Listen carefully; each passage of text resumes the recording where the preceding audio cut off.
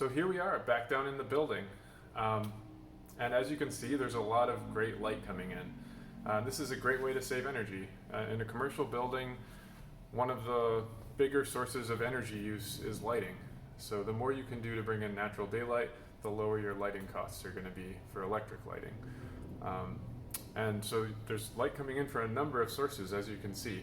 So on the north side of the building up here, we've got clear story windows bringing in a lot of daylight there, the normal windows down at the bottom here. And then on the south side of the building, you can't see as well from this orientation, but there's also clear story windows coming in from this direction. So light just streaming in from all sides. And then of course, up above, the white panels that we're looking at in between the solar array are bringing a lot of light in through the skylight. And I wanted to talk about the material that they use because it's a really cool material called Kalwall. I have a sample of it here. So as you can see, it's got clear coating on this side and on this side. And in the middle, between this, it's about 2 inches thick, is filled with nanogel. And nanogel is essentially a material that's filled with all these nanoscopic, I'm calling it nanoscopic, I don't know if that's a word, but I'm using it, microscopic, tiny, tiny, tiny bubbles. And the more tiny trapped air you can fit into a building material, the better it's going to be at insulating. Insulation is graded by R value, which is the resistance to heat flow of a material. So a typical wall in a residential building in your home would be about an R20, R21. And Kalwall now makes a product. This is an older version, but they make the same dimension version that is an R20. So you can actually get the same R value out of a window, essentially, that you get out of a wall, which is really remarkable. And it's all because of this nanogel material. So all these tiny bubbles trapped into that material allow it to really keep heat inside the building where we want it. And that's super important for a skylight because heat tends to rise through convection, and so the ceiling is the most vulnerable place to get heat loss in a building in the wintertime. So skylights are really vulnerable to heat loss. Most windows are like an R1 to maybe R3 for a really super efficient, like triple glazed window. So having an R20 is pretty remarkable. This one is an older product. This building was, construction was finished around 2010, so the R value is significantly lower than R20, but it's still decent. A lot better than a window. I think it's around R6 perhaps. So yeah, Kalwall, check out that product. Another thing that saves a lot of energy with lighting in this building is automation. So you'll notice, I think the lights just came on because the sun is setting, so the light in here has dimmed a bit. And the lights only come on when there's not enough daylight in here, and that's because they're controlled by a photosensor, or a sensor that picks up the light. So up on one of these beams over here, there's a sensor up towards the top, picks up the light, and if there's enough daylight in here, it tells the lights not to turn on.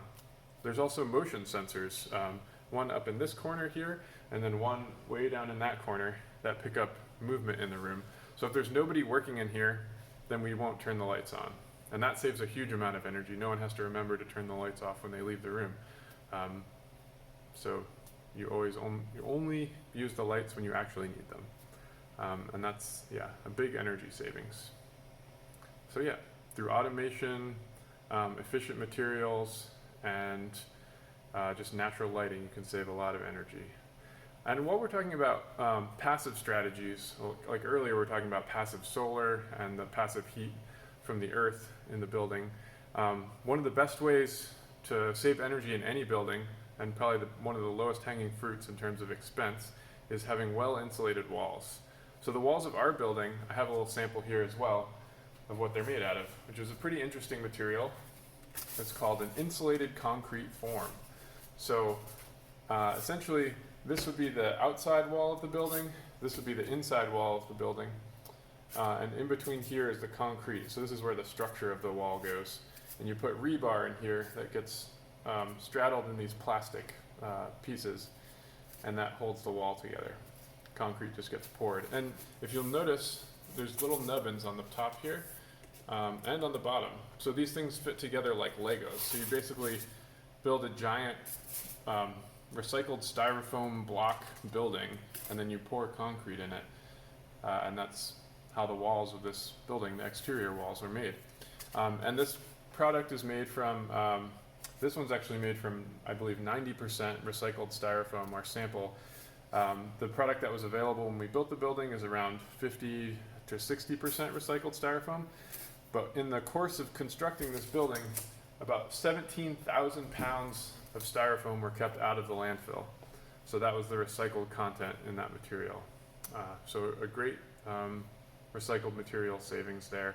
And you also don't have to use quite as much concrete for this. And one of the other concrete blocks that we use, called the Apex block, actually has recycled styrofoam mixed into it to make the R value of the material higher. So helps insulate our building, reduces the use of new materials for the construction, and yeah, has a lot of benefits. So if you're interested, Google ICF, or Insulated Concrete Forms. Pretty cool material. Oh, and one last thing about those. When you transport them, they can be collapsed like that. So they all fit on the truck. You're not wasting that interior space. Cool material.